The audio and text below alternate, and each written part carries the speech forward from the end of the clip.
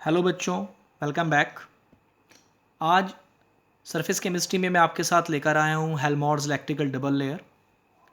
देखिए, होता क्या है कि जो कोलाइडल पार्टिकल जब हम लोग फॉर्म करते हैं तो कोलाइडल पार्टिकल, जैसे मैंने आपको बताया था पिछले लेक्चर में भी, कि वो during their preparation preferential adsorption of ion theory हमने आपको बताई थी कि during the preparation of a colloidal particles क्या करते हैं कोलाइडल पार्टिकल्स, इलेक्ट्रोलाइट से, जो इलेक्ट्रोलाइट हम लोग उनकी प्रिपरेशन के दौरान यूज़ करते हैं, वो इलेक्ट्रोलाइट के आयंस को अपनी सरफेस पर एड्जॉर्ब कर लेते हैं। कोई भी आयन पॉजिटिव या नेगेटिव इलेक्ट्रोलाइट का कोलाइडल पार्टिकल की सरफेस के ऊपर जाकर एड्जॉर्ब हो जाता है।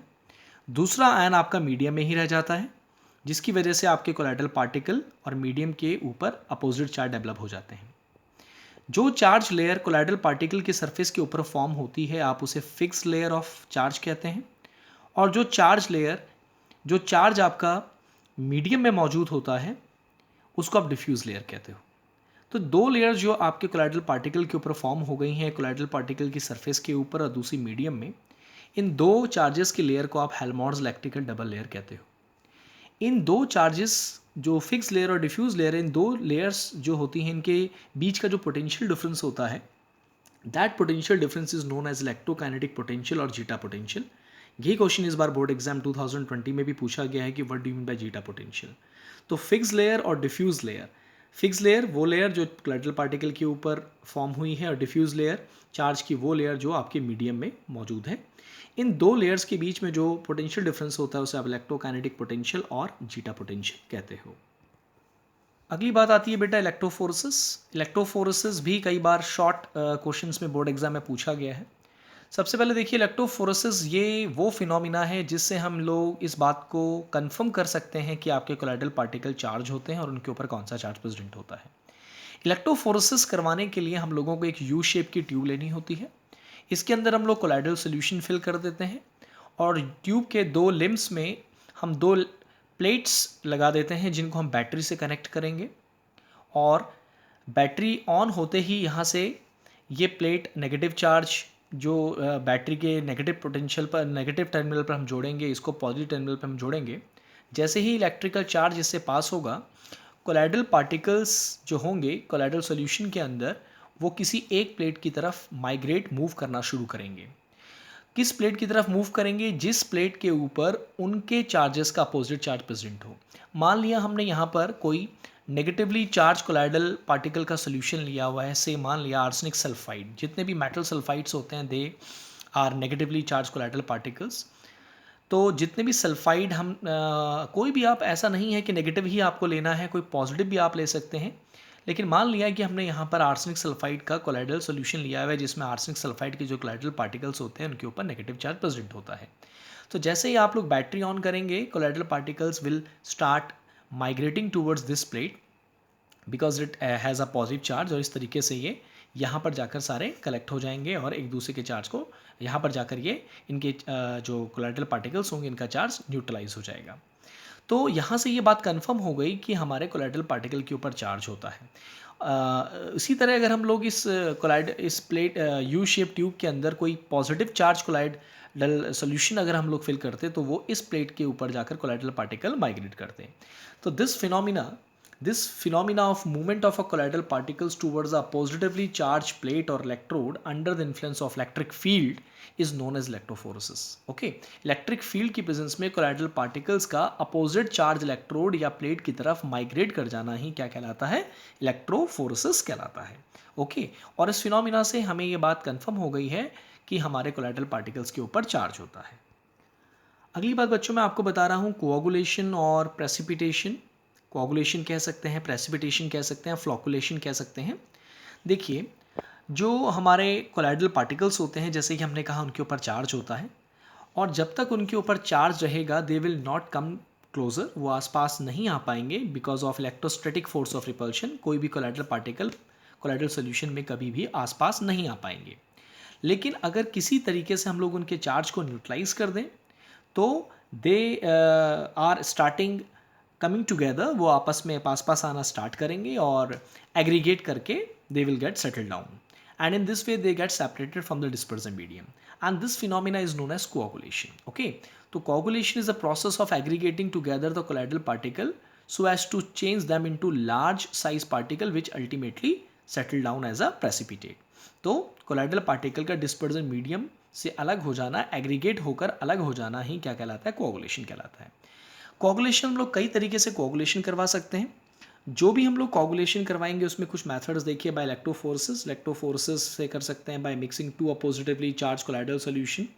देखिए बेसिकली जो भी हम कोआगुलेशन किसी भी मेथड से हम लोग कोआगुलेशन करवा लें, हमें एक ही काम करना होगा, हम लोगों को कोलाइडल पार्टिकल के चार्ज को न्यूट्रलाइज करना होगा। किसी भी तरीके से हम कर रहे हैं, बेसिक कंसेप्ट सब में एक ही है, जहाँ पर चार्ज न्यूट्रलाइज हो जाएगा वैसे ही आपके कोलाइडल पार्टिकल्स कोआगुलेट हो जाएंगे। तो ऐसा हम लोग इलेक्ट्रोफोरेसिस से कर सकते हैं, ऐसा हम लोग दो अपोजिटिवली चार्ज कोलाइडल सॉल्यूशंस को आपस में मिक्स करके कर सकते हैं। ओके, तो दो अपोजिट चार्ज कोलाइडल सॉल्यूशन अगर हम मिक्स कर दें तो वो एक दूसरे के चार्ज को न्यूट्रलाइज कर देंगे और म्यूचुअल कोआगुलेशन हो जाएगा। इलेक्ट्रोलाइट मिलाकर हम लोग ऐसा कर सकते हैं, इसको हम लोग अभी डिटेल में भी डिस्कस करने वाले हैं, बाय एडिंग इलेक्ट्रोलाइट। बॉयल करने से भी हम लोग ऐसा कर सकते हैं बाय परसिस्टेंट डायलिसिस। तो by adding electrolyte and by persistent dialysis, यहाँ से रिसेंटली बोर्ड एग्जाम में क्वेश्चन बने हुए हैं, तो इनको थोड़ा सा हम लोग डिटेल में भी डिस्कस करेंगे। ओके, अब देखिए हम लोग बात करते हैं, सबसे पहले इस वाले पॉइंट को मैं डिस्कस कर रहा हूँ आपके साथ, बाय एडिंग इलेक्ट्रोलाइट। इलेक्ट्रोलाइट आप जानते हैं कि इलेक्ट्रोलाइट आयंस प्रोड्यूस करता है, नेगेटिव और पॉजिटिव आयंस को प्रोड्यूस करेगा। कोई भी चीज़ अगर हम उसको पानी में डिसॉल्व करते हैं तो इलेक्ट्रोलाइट प्रोड्यूसेस आयंस।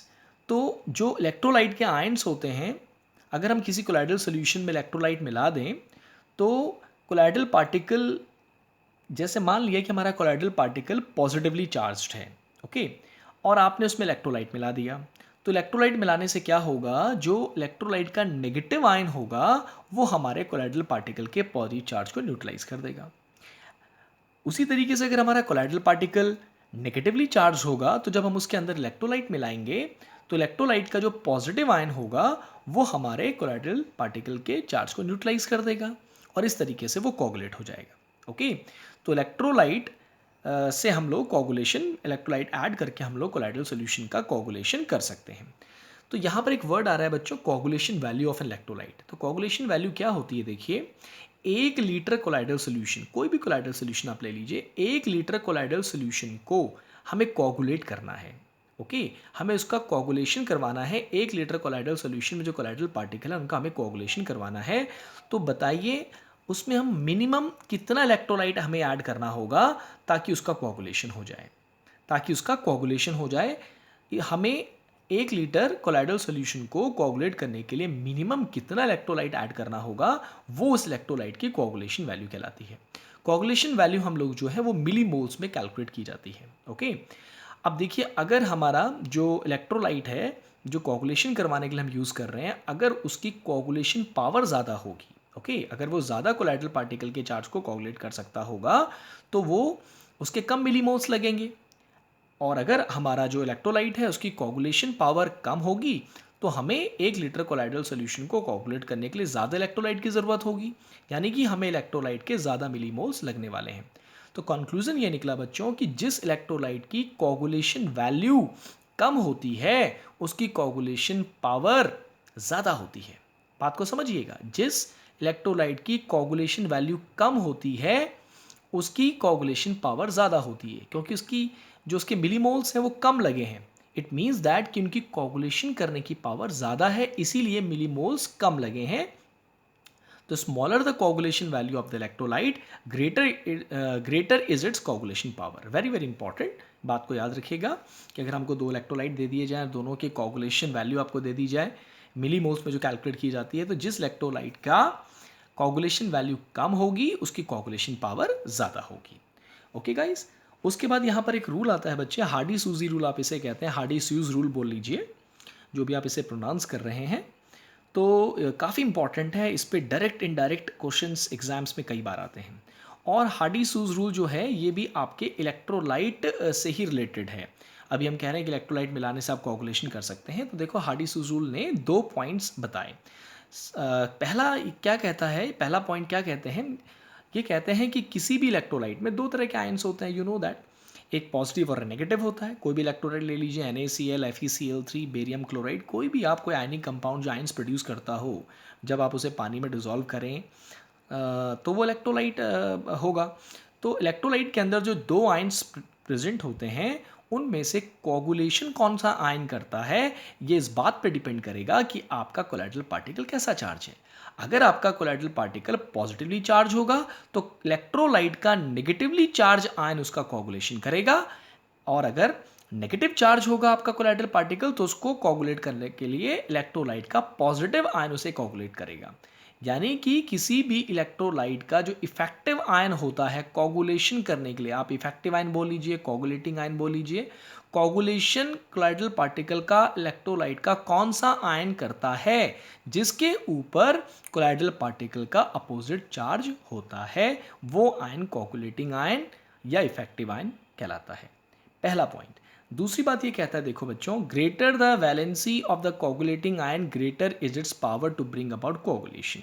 ओके, देखिए जैसे एग्जाम्पल हमारे पास है कि मैं कहता हूं कि मेरे पास पॉजिटिवली चार्ज कोलाइडल सोल्यूशन है। सपोज मान लिया कोई भी पॉजिटिव चार्ज कोलाइडल सोल्यूशन है और आपने उस कोलाइडल सोल्यूशन में सल्फेट आयन, कोई सल्फेट आपने मिलाया, से पोटेशियम सल्फेट मिलाया, या आपने कोई यहाँ पर आप क्लोराइड आयन ले लीजिए, यहाँ पर आप फॉस्फेट आयन ले लीजिए।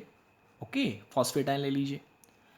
हमारे पास कोई पॉजिटिवली चार्ज कोलाइडल सॉल्यूशन आप ले लीजिए और आप उसमें बारी बारी से 3 कंटेनर्स में सपोज आपने 3 पॉजिटिवली चार्ज कोलाइडल सॉल्यूशन रखे हुए हैं सेम टाइप के।